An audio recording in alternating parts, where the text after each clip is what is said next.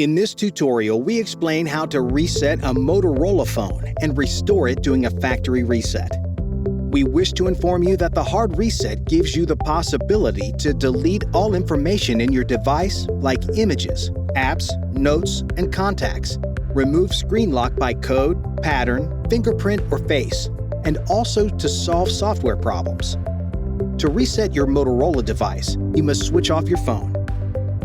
Press and hold at the same time the buttons volume down and power until a menu appears on the screen. Pressing volume up and volume down, we will move up and down in the menu until we choose the recovery mode option pressing power. When the Android logo appears, we press and hold power and volume up, and it will appear in a new menu. Again, we press up and down to move in the menu.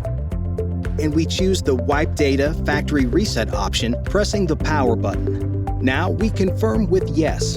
And finally, we select the User Data plus Personalized Content option. And that's all. Your phone will be restored in minutes.